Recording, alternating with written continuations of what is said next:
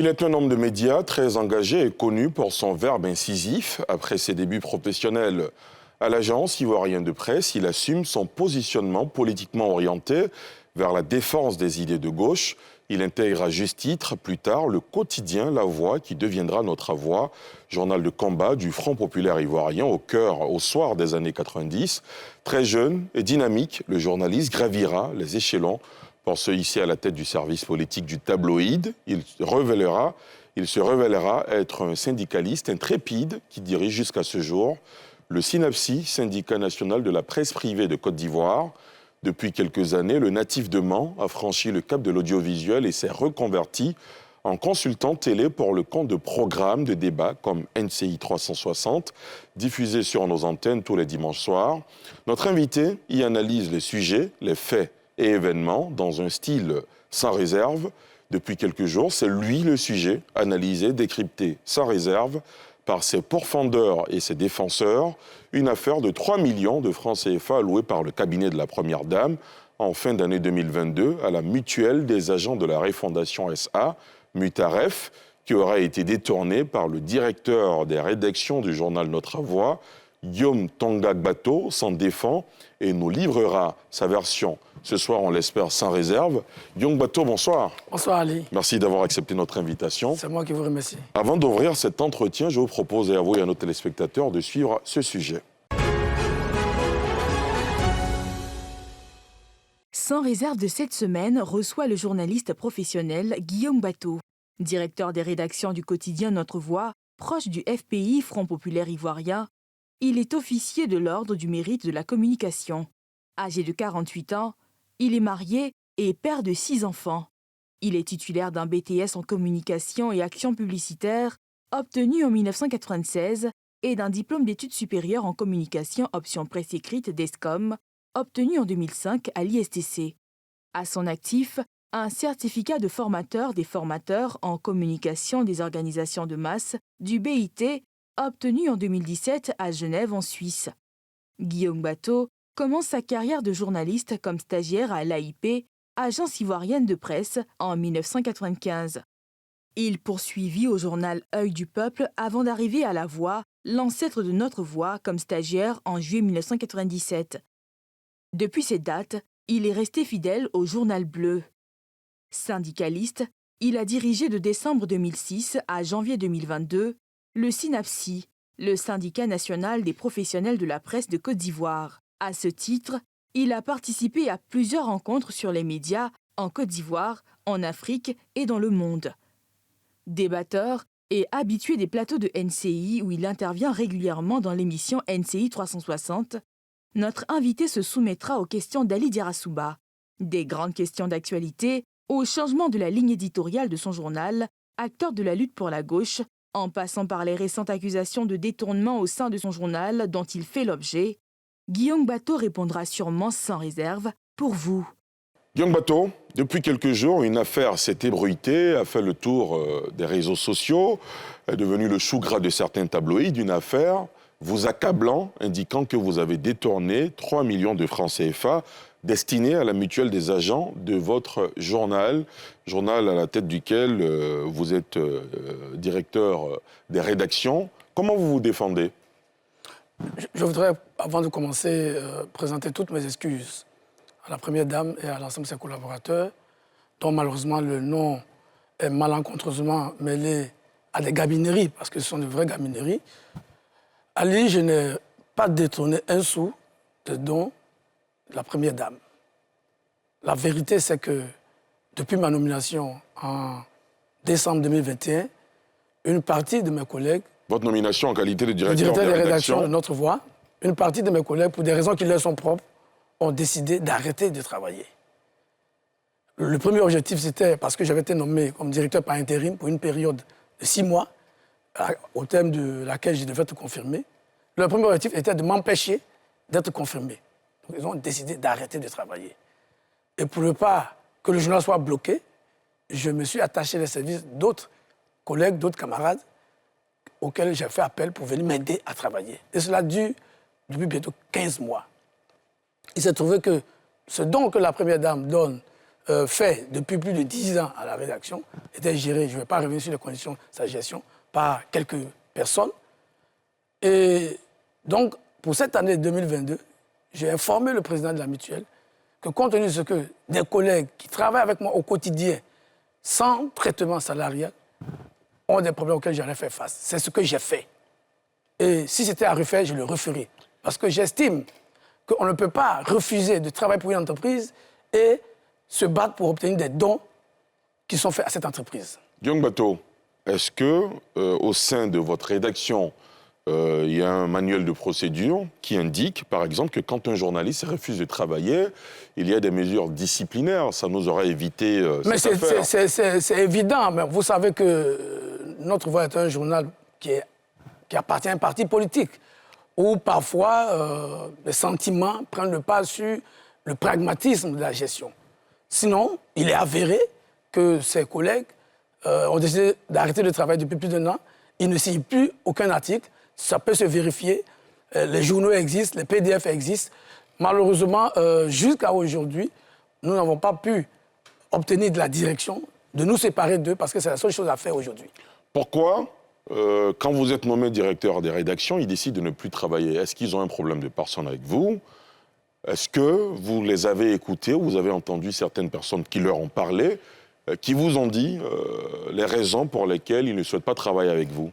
Oh, il y a plusieurs raisons.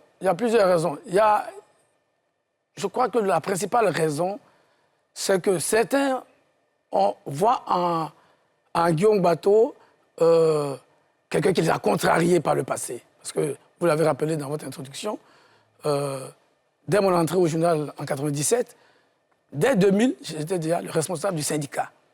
Et je ne veux pas dire que j'étais un syndicaliste très tendre. Donc cela a créé dans l'esprit de certains des inimitiés, parce que j'étais dans mon rôle de syndicaliste. Mais ensuite, beaucoup ont vu dans mon ascension un frein à leur carrière. Et puis, bien entendu, il y a eu des arguments, des pseudo-arguments sur la ligne éditoriale. Mais de mon point de vue, certains n'ont pas supporté l'ascension de Guillaume Bato. Parce qu'ils n'ont jamais imaginé que ce Guillaume Bato qu'ils avaient pris le temps de déconsidérer serait aujourd'hui le premier responsable. Ils ont mal pris, mais ce n'est pas de ma faute. Ce n'est pas moi qui me suis autonomé. Est-ce que dans ces conditions, vous pouvez exercer vos fonctions? Est-ce que dans ces conditions, vous pouvez produire le quotidien que vous êtes censé produire, qui est attendu, j'imagine, par vos lecteurs? C'est ce que nous essayons de faire avec, on va dire, les moyens du bord. Puisque la responsabilité de faire avancer le journal nous incombe. Nous ne pouvons pas, parce que les lecteurs nous attendent tous les jours, nous ne pouvons pas rester les bras croisés et céder aux caprices des gens qui ne veulent pas travailler. C'est pour ça que nous sommes attachés les services d'autres collègues qui avaient travaillé par le passé avec le journal. Certains avaient pris leur retraite, d'autres étaient un peu éloignés. Nous allons enfin faire appel dans l'espoir que leur situation soit régularisée et qu'ils soient le moteur de la relance du journal. Ça a pris du temps.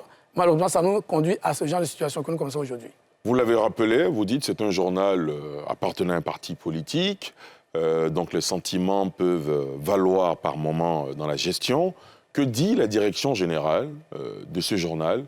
Que dit le comité de direction dans cette affaire? Alors, je ne sais pas si vous parlez de l'affaire de ceux qui refusent. Oui, non. Je pense qu'aujourd'hui, les choses sont claires. Nous nous sommes expliqués et c'est vrai que par moments, les gens n'ont pas souhaité aller au fond du débat, mais aujourd'hui, les choses sont claires, les choses sont rentrées dans l'ordre. Je suis à mon poste, il n'y a pas de problème. La direction a été par moments abusée par mes détracteurs qui tenaient à me discréditer, mais les faits qui sont sacrés dans le journalisme, les faits se sont imposés à eux. Ceux qui ont reçu cet argent existent, ils ont témoigné, et je crois que les choses sont claires. Et la mise à pied, finalement, la mise à pied de 8 jours qui avait été annoncée, justement, oui, à votre rencontre? Je l'avais contestée. Je l'avais contestée, et je crois qu'aujourd'hui, tout le monde est d'accord que je n'ai rien à me reprocher, donc je suis à mon poste. Guillaume Bato, avant de passer à d'autres sujets que nous allons aborder évidemment ce soir, parce que vous êtes un consultant télé, notamment, je l'ai rappelé, dans NCI 360, qui aime aborder les sujets de front. Est-ce que vous, à la place de vos détracteurs, recevez 3 millions de francs CFA pour la mutuelle, utilisés pour payer des agents qui aident à faire fonctionner le journal. Est-ce que vous, le syndicaliste, vous l'aurez admis? Je l'admets clairement, parce que s'il n'y a pas de journal, il n'y a pas de don. Parce que, il faut... Parce que pour certains, le détournement intervient au moment où l'argent n'a pas été remis à la mutuelle. Je l'ai dit clairement au président de la mutuelle. Mais le dire, est-ce que oui, mais, ça vaut caution du président de la mutuelle? Moi, par moment, il a accepté. Et il a pris même une partie de cet argent. Il n'a jamais refusé. Il a signé un document? Il n'a pas signé le document, mais il a reconnu. Il a reconnu en réunion qu'il a pris une partie de l'argent. Seulement, il s'est débiné après, parce qu'il fallait casser du Guillaume Bateau. Mais je dis, il faut parfois un peu de cohérence dans notre pays. Vous ne pouvez pas dire, pour certains qui me critiquent, que j'ai mis le journal au service du président Ouattara et du RHDP, et vous battre pour l'argent que donne son épouse. Parfois, un peu de dignité ne ferait pas de mal. Je dis, et je le redis, si c'était à refaire, je le referais. Parce que s'il n'y a pas de journal, il n'y a pas de don. Je ne crois pas que la première dame se promène dans les quartiers pour chercher les gens à qui faire des dons parce qu'elle a envie. Non. Ce don est un appui aux travailleurs, même s'ils sont membres de la mutuelle ou pas. Et j'estime que ceux qui ont refusé depuis 1 an, parce que leur objectif c'était quoi? Si les autres n'étaient pas venus m'aider à faire ce journal, ils n'existeraient plus. Mais sans journal, est-ce que moralement, eux, à ma place, ils sont fondés moralement à ne pas travailler et à réclamer de l'argent, du fruit du travail des autres? Je crois que c'est une question de principe et de dignité, comme je l'ai dit. Donc, pour moi, les choses sont claires. Vous ne travaillez pas, vous n'avez pas droit au fruit du travail des autres. C'est une question de dignité. Et en plus, vous ne pouvez pas critiquer Guillaume Bateau sur d'autres aspects, estimant qu'il a fait changer la ligne du tout, ce qui est tout à fait faux. Et que le journal serait plus favorable au président de la République, au RHDP, et vous battre comme des forcenés pour partager l'argent que son épouse donne. Chez moi, on dit, vous ne pouvez pas dire que le magouillat est vilain et raffoler de ses œufs. Est-ce que vous ne craignez pas que cette affaire se judiciarise? Je suis prêt. Je suis prêt. Même si c'est à la CPI, j'irai me défendre. Guillaume Bateau, vous l'avez dit, beaucoup vous reprochent une déviation, un changement de la ligne éditoriale. Peut-être que le problème est plus profond que ça. On vous sait très proche de Pascal Affi-N'Guessan. On ne va pas refaire l'histoire. Pascal Affi-N'Guessan, il y a une rupture de banc avec le président Laurent Gbagbo. Est-ce que vous ne payez pas le fait d'avoir choisi, d'avoir suivi Pascal Affi-N'Guessan au détriment du président du PPACI? Moi, j'assume mes choix. J'assume mes choix et je suis fier. Je suis fier d'être aux côtés du président Pascal Affi-N'Guessan. Je suis fier d'être à la direction du Fonds populaire ivoirien parce que ce choix est conforme à mes convictions. Ce choix est conforme à mon engagement politique. Vous l'avez dit, Ali, je me suis engagé au FPI très jeune, dès même le lycée. On nous a dit à 15 ans, vous confirmez? Oui, quand j'étais en classe de 3e, en 90, quand j'étais en classe de 3e. Et je me suis engagé sur des valeurs. La vérité. Le FPI, c'est le parti de la vérité et de la victoire. Ce qui symbolise donc le V de la victoire. On ne peut pas, sur la base de ce que on reproche ou on reprochait des choses à un camarade, le vilipender en dehors des structures et espérer avoir mon soutien. Non. Le président... Qu'est-ce que vous voulez dire? Dans la bataille entre le président Gbagbo et le président Affi-N'Guessan, ce sont les principes qui ont prévalu chez moi. Le président Affi-N'Guessan a été élu président du Fonds populaire ivoirien en juillet 2001. Il était président quand il allait en prison. Quand aussi le président Gbagbo allait en prison. Quand s'est posée la crise, je reprochais au président Gbagbo de n'avoir pas reçu le président Affi pour avoir sa version des faits. C'est le journaliste qui parle. C'est l'équilibre de l'information. Il ne l'a pas fait. Il a laissé d'autres camarades le vilipender sur la base de fausses rumeurs, sur la base de fausses accusations. Et moi, je ne marche pas avec les fausses accusations. Donc, j'ai soutenu le président Affi-N'Guessan comme j'aurais soutenu n'importe quel autre camarade qui était dans ses droits et qui avait raison au regard des textes du parti et au regard de notre ligne politique. Donc, je n'ai aucun problème. Si les gens m'en veulent pour ça, ben, ils ont encore beaucoup de travail à faire. Les gens se disent certainement, ils se réclament être un fidèle de la gauche ivoirienne depuis l'âge de 15 ans, au lycée, vous venez de le rappeler. Donc, il doit être plus proche de Laurent Gbagbo que de Pascal Affi-N'Guessan. Laurent Gbagbo, on en parle. Parce que l'Afrique était proche du président Laurent Gbagbo. On est bien d'accord. Mais pourquoi vous avez fait le choix parce que le président Afi avait raison dans la crise qu'il a posée au président Gbagbo. C'est la vérité. Et la vérité historique est en train de le démontrer. Comment? Aujourd'hui, le président Gbagbo est en Côte d'Ivoire depuis bientôt 2 ans. Ceux qui reprochaient au président Afi de discuter avec le président Ouattara, mais c'est eux qui sont tous les jours au palais présidentiel. Ça veut dire quoi? Ah, mais vous le voyez. Ils ont participé à toutes les négociations, au dialogue politique. Ils ont soutenu le président Bitogo pour le faire élire à l'Assemblée nationale. Qu'est-ce qu'ils ont reproché finalement au président Afi? Qui voulait la paix, qui voulait la négociation pour sortir de la crise. Mais aujourd'hui, les adversaires du président Afi lui ont donné totalement raison. Et les Ivoiriens sont médusés à voir que ce qu'on reprochait hier au président Afi, c'est ce qu'on fait aujourd'hui. Mais en mal, parce que la copie ne peut jamais être conforme à l'original. Donc, je pense que l'histoire a donné raison au président Afi N'Guessan, qui avait choisi la voie de la réconciliation, la voie de la négociation avec le président Ouattara pour sortir la Côte d'Ivoire. Parce que nous sortions de crise, et une crise très grave.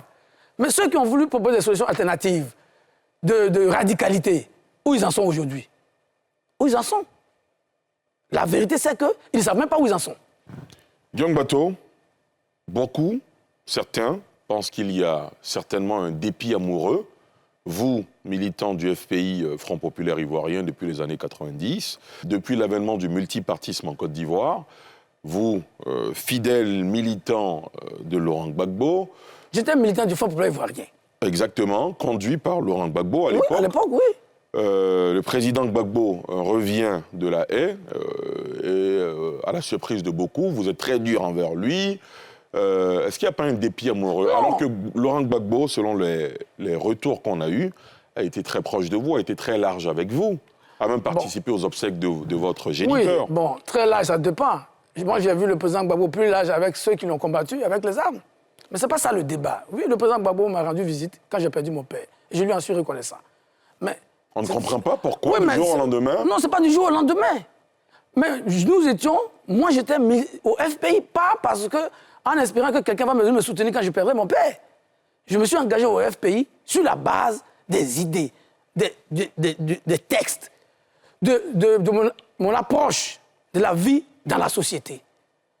Le président Gbagbo a été président du Fonds populaire ivoirien de 1990 à 2000. Et quand il est devenu président de la République, il a laissé son fauteuil au président Afi, dont il a été, qui a été aussi son premier ministre. Donc, il n'y avait pas de problème. J'étais aussi proche du président Afi que du président Gbagbo.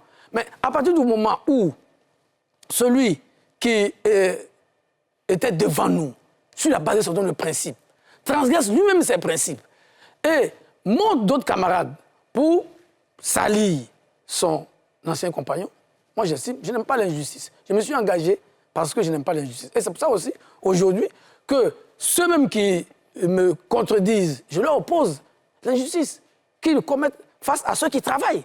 Voilà. Donc, vous ne pouvez pas vilipender un camarade sur la base de rumeurs. Est-ce que allez-vous trouver normal que de 2014, au début de la crise, jusqu'à 2020, le président Gbagbo n'ait pas reçu le président Afi? Moi, je n'ai pas trouvé ça normal. Alors qu'il recevait l'ancien premier ministre Bani, paix à son âme, tous ses adversaires, il les recevait à la haie.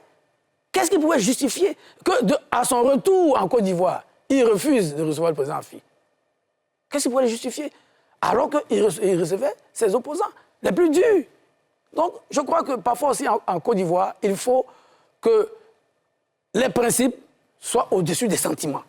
Parce que tout le monde peut avoir des sentiments, mais les principes doivent fonder notre action. Et moi, mon action politique, au Fonds populaire ivoirien, sont fondées sur les principes.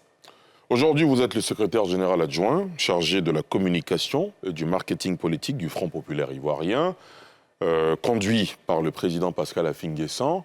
Comment se porte ce parti dont on avait annoncé qu'il serait mort-né, qu'il serait juste une enveloppe démunie de toute la substance de l'ancien Front populaire ivoirien des années de pouvoir du président Laurent Gbagbo? Ceux qui ont dit ça, si vous leur posez la question, eux-mêmes, ils n'y croient pas. Le Front populaire ivoirien se porte plus que bien. Nous venons d'achever l'opération Zarama, qui nous a permis donc de nous redéployer sur l'ensemble du territoire national, à travers près de 7000 sections et près de 350 fédérations sur l'ensemble du pays. Nous nous apprêtons à aller à Mans fêter la fête de la liberté cette année, et rendre hommage à notre député, le député Sia André, qui est un élu du Fonds populaire ivoirien de cette partie de la Côte d'Ivoire. Nous travaillons pour préparer les élections locales que nous espérons gagner dans beaucoup de circonscriptions. Vous serez candidat? Non, pas pour le moment. Peut-être sur la liste du conseil régional dans le Tonkoui-Ama, mais pas pour le moment en tant que tête de liste.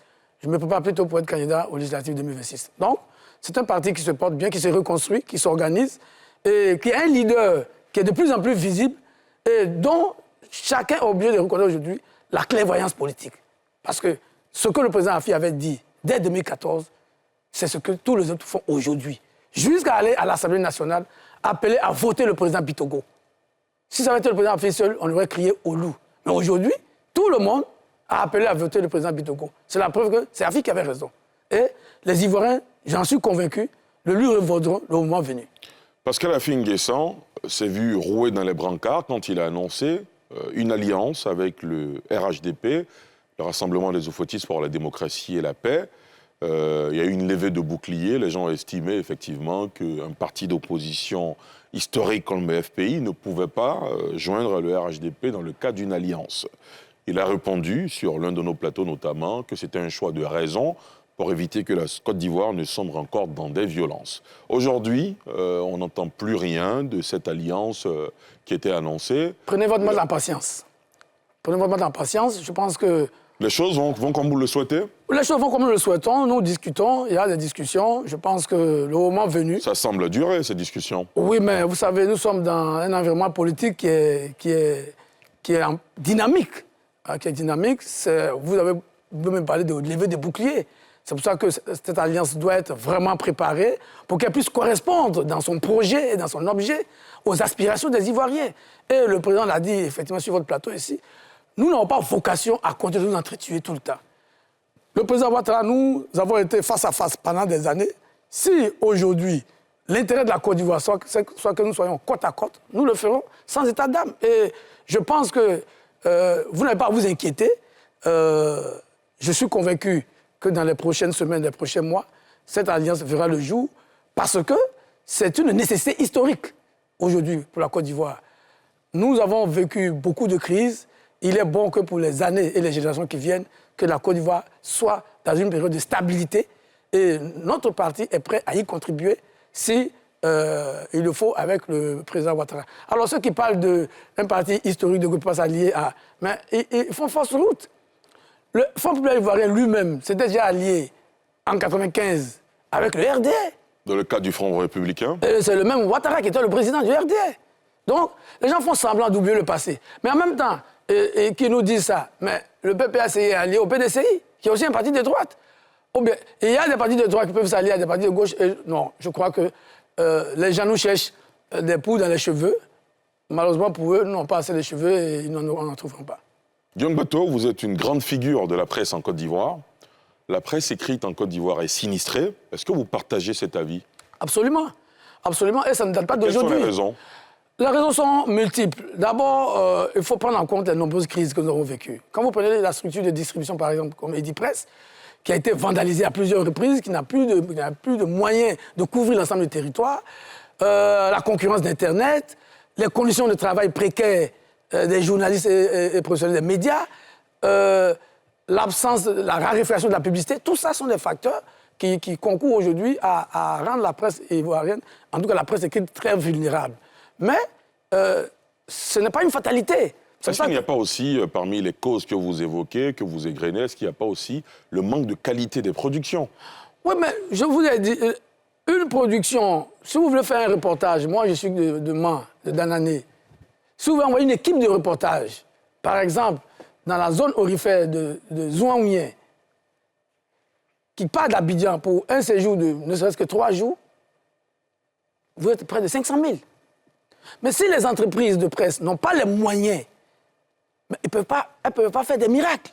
C'est pour ça que nous avons, pendant longtemps, quand nous étions encore à la tête du syndicat de la presse, nous avons pendant longtemps plaidé pour que la presse puisse bénéficier de fonds publics. Alors, souvent on appelle d'aide. Il ne s'agit pas d'aide. La presse joue un rôle de service public en matière d'information des populations. Mais parfois, c'est un produit peu rentable. Quand vous devez envoyer votre journal jusqu'à Ferké, ou jusqu'à Bouna, vous savez que vous n'allez pas avoir beaucoup de lecteurs à Bouna. Mais c'est nécessaire que les populations de Bouna soient informées. Donc l'État a la responsabilité d'accompagner la presse, comme elle le fait pour d'autres produits. On parle par exemple de subventions. C'est ça qu'il faut. Et il faut une vraie politique sur la distribution, sur la publicité, sur la formation, sur l'équipement. J'ai bon espoir parce que la loi sur la presse a transformé l'ancien fonds de soutien de développement de la presse en agence de développement et de soutien des médias, avec plus de moyens.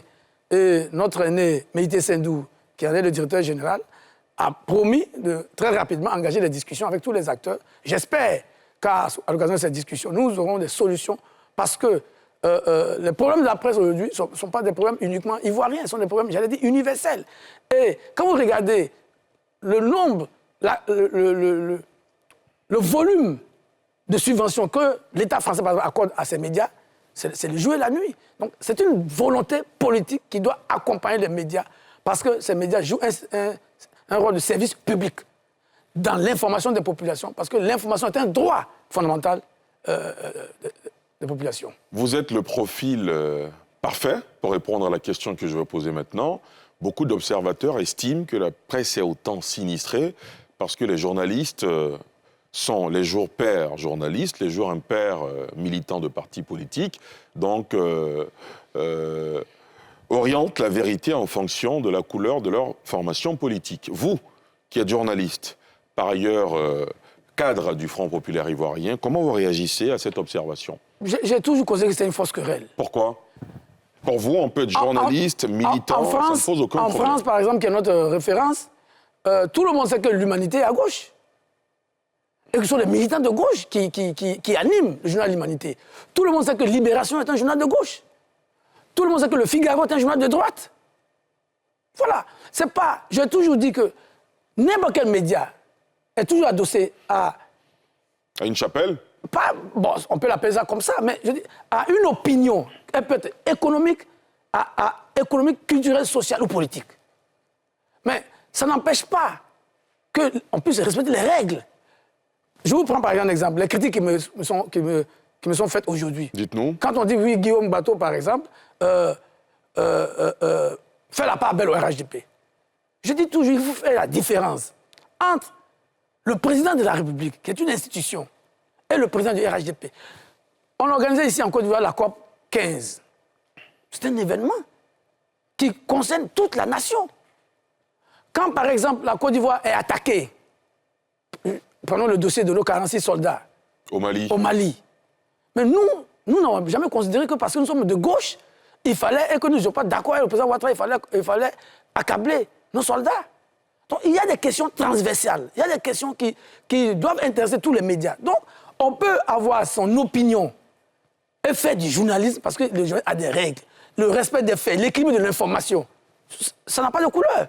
Donc je pense que ça n'a rien à voir avec le fait qu'on soit proche ou pas d'un parti politique ou d'un groupe d'intérêt économique ou social. Tout média est proche d'un groupe d'intérêt. Voilà. Et ce n'est pas nouveau. Ce n'est pas nouveau. Ce n'est pas en Côte d'Ivoire seulement, ce n'est pas seulement en Afrique. Partout dans le monde, notamment en France, aux États-Unis, les journaux ont leur sensibilité. Mais il appartient aux journalistes de faire leur travail. Guillaume Bateau, le SYNAPSI que vous avez longuement dirigé, vous y êtes toujours à la tête ou... Non, depuis ma nomination en tant que directeur de rédaction, le camarade Abou Adams, qui est le deuxième secrétaire général adjoint, a su l'intérim. Et nous nous préparons à organiser un congrès pour que je passe définitivement la main. Vous avez fait combien de têtes à la tête de cette organisation? Je suis resté à la tête du SYNAPSI de décembre 2006 à janvier 2022. Ça a fait un peu long, non? Oui, ce sont les... D'abord, il faut dire que le SYNAPSI est né en 1999. Au moment où nous apprêtions à nous déployer, il y a eu le coup d'État de 1999 qui ne nous a pas permis vraiment de nous organiser, de nous structurer. Et malheureusement pour nous, très tôt, nous avons perdu notre premier secrétaire général, paix à son âme, le camarade Sang Glazaï, qui est décédé en 2005. Donc je suis arrivé à la tête d'une structure qui était embryonnaire. On a pris le temps de la construire, d'en faire une force de proposition. Et notre grande fierté, c'est d'avoir pu obtenir la convention collective pour les journalistes professionnels, pour les médias. Et donc c'était en 2008. Et puis après, il y a eu d'autres crises. Vous avez vu la crise donc, de 2010-2011. Voilà. Mais Nous sommes fiers. Que répondez-vous à ceux qui vous reprochent de vouloir vous y éterniser? Je vous ai déjà dit que j'ai passé la main. Non, vous avez passé la main, effectivement, mais... Non. Vous avez une longévité à la tête. Oui, de la vous savez, les syndicats... Alors, ceux qui disent ça sont parfois ceux-là même qui refusent même de prendre les responsabilités des syndicats. Parce que, dans un pays comme le nôtre, prendre la tête d'un syndicat, c'est mettre en parenthèse votre carrière professionnelle. Pourquoi? Oui, mais parce que généralement, le patronat ne joue pas le jeu. On voit dans le syndicalisme, le responsable syndical, un adversaire, ce qui n'est pas exact. Mais ça fait que beaucoup de nos concitoyens ont peur de prendre des responsabilités, y compris même dans les syndicats, les partis politiques, etc. Et dans votre cas, parce qu'il n'y a personne pour vous suppléer? Je pense que jusqu'à ce que moi-même je demande à partir, les camarades ont toujours estimé qu'il était bon pour les circonstances que le secrétaire général, qui avait de l'expérience, qui avait un parcours, puisse continuer de diriger. Mais j'ai été obligé de leur dire que je dois passer à autre chose. Quelles ont été vos victoires à la tête du SYNAPSI? Mais la plus belle victoire, c'est la convention collective. Beaucoup de secteurs en Côte d'Ivoire n'ont pas de convention collective. Et nous sommes très fiers d'avoir pu conclure cette convention avec le GEPSI à l'époque, en 2008, avec la signature et l'accord de 2 membres du gouvernement. À l'époque, c'était le ministre du Travail et Ibrahim Sissavané. Ça a été beaucoup d'années de travail pour d'abord convaincre les patrons qu'ils avaient intérêt à ce que le secteur soit structuré, convaincre aussi l'État qui doit accompagner les parties prenantes à obtenir une convention collective qui pouvait nous permettre de sortir de la précarité. Parce que le premier ennemi des médias aujourd'hui en Côte d'Ivoire et partout dans le monde, c'est la précarité. Vous ne pouvez pas demander à des gens d'être exemplaires s'ils sont dans la précarité, s'ils n'ont pas le minimum. Et moi, j'ai toujours dit, il ne faut pas faire la fine bouche. La pauvreté n'a pas d'amis. Si les gens, les hommes et les femmes de médias ne sont pas capables d'envoyer leurs enfants à l'école, de les soigner, de les nourrir, ne sont pas capables de se déplacer, de se cultiver, ne vous attendez pas à des médias extraordinaires. Donc, nous sommes fiers d'avoir obtenu cette convention. Nous sommes fiers aussi d'avoir participé à la loi sur la presse. Vous savez, avant 2004, la loi sur la presse était une loi répressive. Il y avait des amendes, des peines d'emprisonnement assez lourdes. Le SYNAPSI, dès sa création, en a fait une priorité avec les autres organisations du secteur des médias. Et nous avons eu la loi de 2004 qui a expurgé les peines, a dépénalisé le secteur des médias. C'était une grande victoire. Nous avons travaillé aussi pour que les entreprises de presse, les journaux, soient adossés aux entreprises. Ce n'était pas le cas en 90. En 90-95, chacun pouvait créer son journal dans le maquis le plus proche. Mais nous avons travaillé à cela et nous en sommes fiers, même si nous estimons que le travail n'est pas encore fini et que les entreprises n'ont pas encore les moyens de payer des salaires décents, de créer des conditions de travail décentes pour leurs travailleurs. Mais nous pensons qu'on a fait du chemin et je suis convaincu que les jeunes camarades qui vont prendre la relève vont continuer le combat jusqu'à ce que les professionnels des médias en Côte d'Ivoire vivent de leur métier et non d'expédients. Susciter, initier une convention collective, c'est bien, mais encore faut-il qu'elle soit respectée. Est-ce qu'aujourd'hui, vous êtes toujours dans les médias, vous êtes même à un poste de direction dans un journal important, est-ce que vous avez l'impression que la convention collective est respectée? Mais justement, la convention n'est pas respectée. C'est pour ça que les gens se battent pour 3 millions. C'est parce que la convention n'est pas respectée. Mais nous pensons que c'est un travail de longue haleine, qui doit être toujours... Oui, ça, on l'entend bien, Guillaume Bateau, il y a eu des séminaires, il y a eu il faut continuer. En un point fini. Vous savez, on ne construit pas un pays... On a l'impression de ne pas voir le bout du tunnel pour bientôt. Oui, mais on ne construit pas un pays en 10, 15, 20 ans. Il faut arriver, et je dis, il faut arriver à convaincre l'État que c'est dans son intérêt que les professionnels des médias vivent dans des conditions décentes et acceptables. Il faut aussi regarder de près la gouvernance des médias. Parce que ça aussi, c'est un problème. Tout ce dont on parle, ce sont des questions de gouvernance. Parce que dans un média où les systèmes de gouvernance sont j'allais dire, au standard, vous ne pouvez pas trouver quelqu'un qui ne travaille pas pendant 1 an et qui se fait payer. Donc, ces questions de gouvernance doivent être adressées, y compris par les professionnels, mais aussi par les promoteurs des médias. L'appui de l'État est nécessaire pour accompagner dans des domaines comme la formation, comme l'équipement, etc., dans la création d'infrastructures qui permettent aux médias d'exercer. C'est un travail de longue haleine, comme je l'ai dit, et il faut toujours insister. Il faut toujours insister jusqu'à ce qu'on ait gain de cause. Et moi, je ne suis pas pessimiste. Parce que si on est pessimiste, si on baisse les bras, on n'aura pas de médias de qualité. Or, notre pays ne peut pas être un géant économique avec des médias de piètre qualité. Donc, c'est un défi qui nous est lancé à nous tous.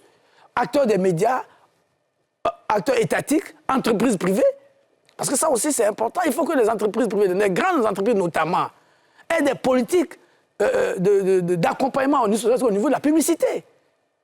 Et que tout ne soit pas ramené aux seuls médias publics. Parce qu'aujourd'hui, c'est ça à quoi on assiste. Donc, c'est un travail de sensibilisation qui doit être fait en permanence. Et moi, j'ai bon espoir. Avec la création de l'ASDM, j'ai bon espoir que ces questions seront adressées, enfin, de façon durable. Ces problèmes persistent, peut-être parce que le secteur des médias a aussi raté, en tout cas les dirigeants ont raté, le virage de la transformation numérique. Oui, je crois qu'il n'est jamais trop tard pour bien faire. Effectivement, beaucoup, malheureusement, ont vu dans le numérique un concurrent. Or, aujourd'hui, le numérique doit être un allié pour nous permettre d'atteindre d'autres horizons. Donc, je crois que cette transformation doit être faite.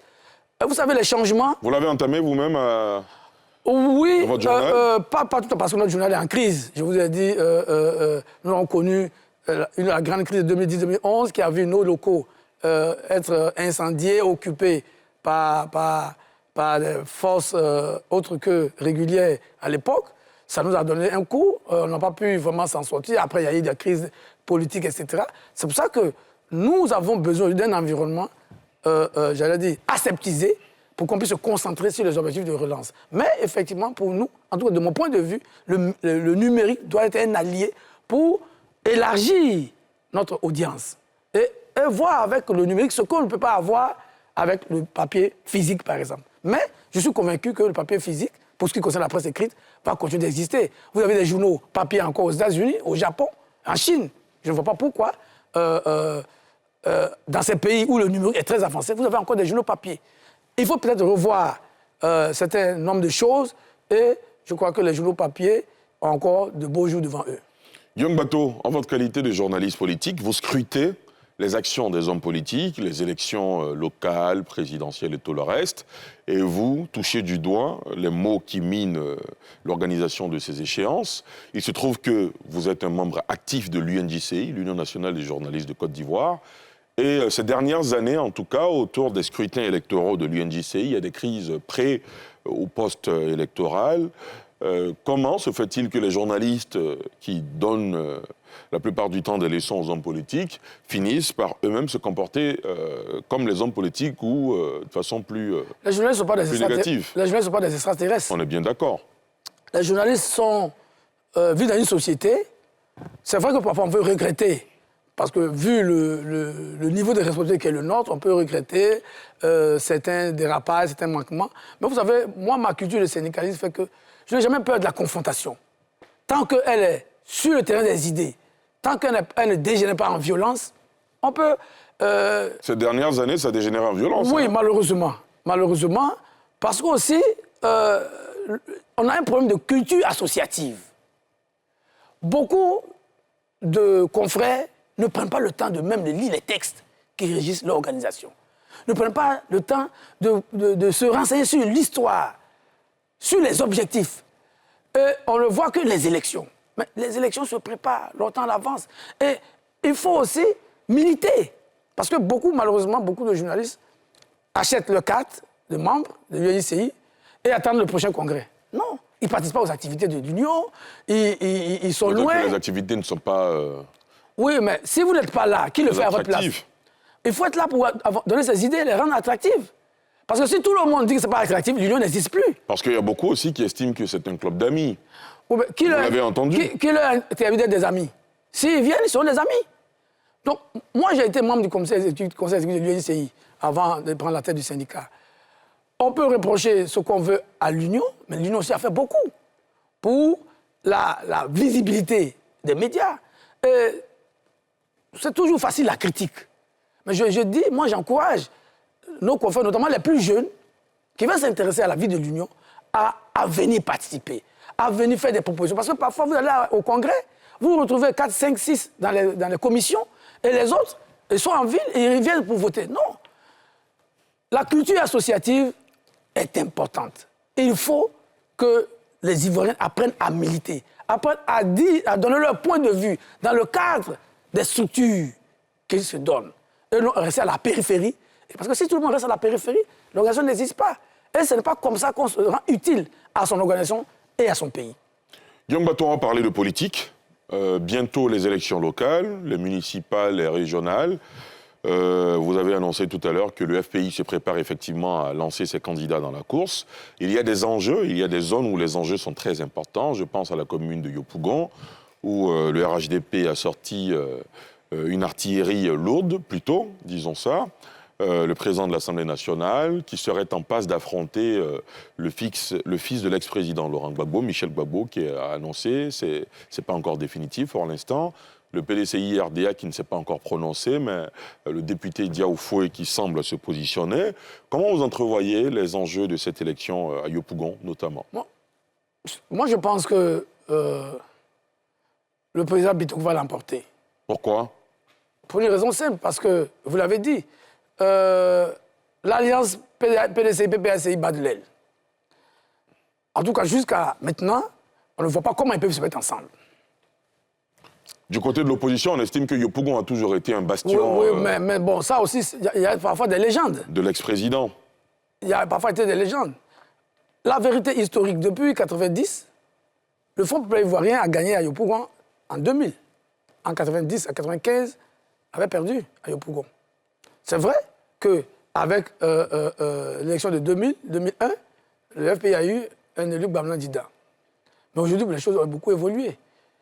Le PPACI est sorti du FPI pour s'allier au PDCI. Et aujourd'hui, je ne vois pas comment, sans alliance entre le PDCI et le PPACI, ce qui paraît de plus en plus improbable, là où l'alliance entre le FPI et le RHDP paraît de plus en plus probable, je ne vois pas comment, face à la coalition FPI-RHDP, le PPACI ou le PDCI pourrait l'emporter à Yopougon. Je ne vois pas. Quand on regarde les scores des dernières élections législatives, ça s'est joué à quelques voix près. Donc, s'il n'y a pas d'alliance entre le PPACI et le PDCI, les jeux sont faits. Et même s'il y a une alliance, je vois mal cette coalition l'emporter à Yopougon. Guillaume Bato, en qualité de journaliste politique, dans ce pays, il n'y a pas encore eu d'alternance sans heurts. Nous allons allègrement vers 2025. Est-ce que vous avez des craintes ou quelle est votre lecture, quelle est votre grille de lecture pour la prochaine présidentielle? Je n'ai aucune crainte. Je n'ai aucune crainte. C'est pour ça que... Pascal Affi-N'Guessan a annoncé qu'il sera candidat. Bien entendu. Dans le cas de l'Alliance RHDP, si elle se confirme, oui. Et que si le candidat du RHDP est retenu pour le second tour, il s'alignerait derrière. Absolument. C'est pour ça que nous travaillons... Mais en face... Oui, c'est pour ça que nous travaillons à apaiser le climat politique. Parce que nous ne sommes pas condamnés à répéter les mêmes violences. Et c'est pour ça que le président Affi a pris l'option, dès le départ, dès sa sortie de prison, du dialogue et de la négociation, pour solder tous les comptes de la crise post-électorale 2010-2011. Et aujourd'hui, nous nous félicitons de ce qu'il y a des progrès. Que même ceux qui nous critiquaient hier, parce qu'ils voyaient de mauvais œil les discussions que nous avions avec le président Ouattara, sont ceux-là qui, à l'Assemblée nationale, appellent à voter pour le président Bitoko. Donc nous travaillons pour que le climat politique soit apaisé, pour que le climat politique permette une expression démocratique et que chacun puisse voter son candidat et que le meilleur l'emporte. Je pense que si nous y travaillons tous dès maintenant, il n'y a aucune raison qu'on ait peur. Parce qu'on n'est pas condamné à l'autodestruction. Il faut un moment que les uns et les autres comprennent qu'après plusieurs décennies de crises répétées, de violences, de morts, nous avons la responsabilité de sortir de cette impasse. Et c'est ce à quoi travaille le président Affi. Et je pense que beaucoup d'Ivoiriens sont d'accord avec lui. Et si cette alliance avec RHDP a lieu, elle va justement contribuer à dépassionner le débat. Il y aura des forces de proposition pour que nous puissions aller tranquillement, la fleur au bouton, à l'élection présidentielle 2025. Dans la perspective de cette alliance, justement, Alassane Ouattara, qui s'allie à d'autres partis, notamment le FPI, Pascal Affi-N'Guessan. De l'autre côté, si on aboutit à une alliance entre le PDCI et le PPACI, pour vous, vous ne craignez rien? Non. Alors que beaucoup d'observateurs se disent que ça peut être un remake de 2010. Non. Et surtout qu'on entend ces derniers temps parler de match retour, oui, tout le reste, tout le vocabulaire qui va avec. Il y en a qui sont nostalgiques de la crise du passé. Il faut arrêter de se faire peur. Il faut travailler à ce que les élections de 2025 soient des élections apaisées. Et que le vainqueur soit le vrai vainqueur. Et que les vaincus appellent le vainqueur pour le féliciter. Et qu'ils soient tous au palais présidentiel pour la prestation de serment. C'est ce à quoi nous travaillons. Et nous y croyons fermement parce que les Ivoiriens, je pense aussi, sont fatigués de ces nombreuses crises, de ces nombreuses destructions. Et celui qui va donner le sentiment qu'il veut faire répéter l'histoire, je crois que les Ivoiriens seront là pour lui dire qu'on n'en a pas besoin. Donc, nous, le président Affi-N'Guessan sera candidat à l'élection présidentielle 2025. Si nous avons une alliance avec RHDP, si nous arrivons en tête, et nous soutiendrons, s'ils arrivent en tête, nous les soutiendrons. Et nous pensons que c'est cette coalition qui va diriger encore la Côte d'Ivoire après 2025. À présent, Guillaume Bateau, vous allez répondre aux questions de nos internautes. Ce sera juste après ceci.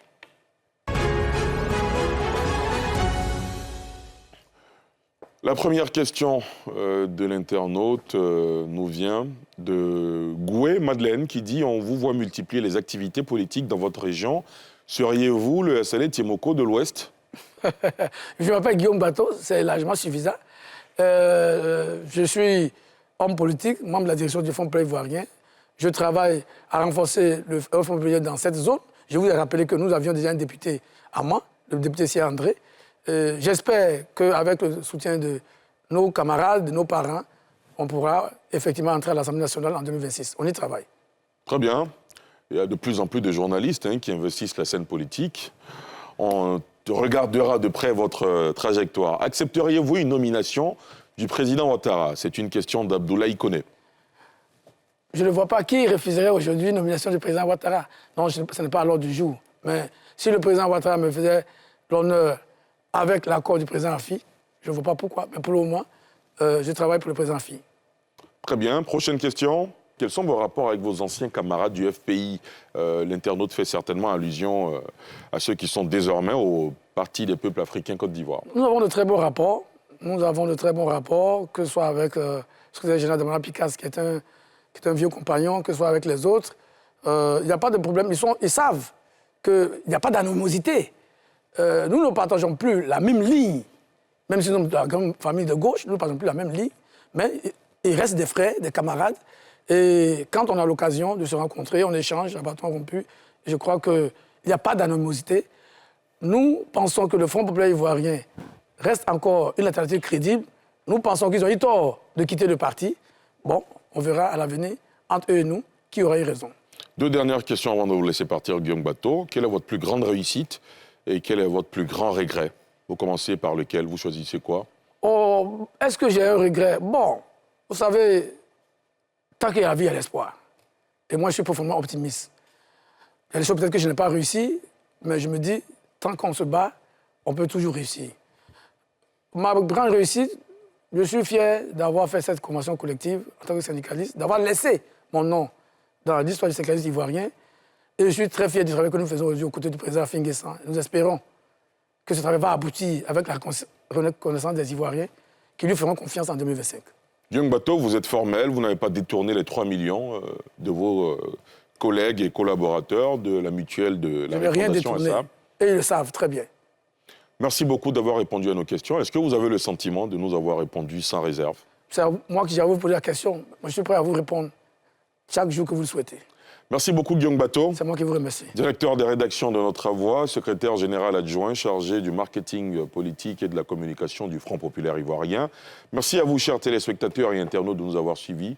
Rendez-vous jeudi prochain pour un autre numéro de Sans Réserve. Excellente soirée sur la nouvelle chaîne ivoirienne.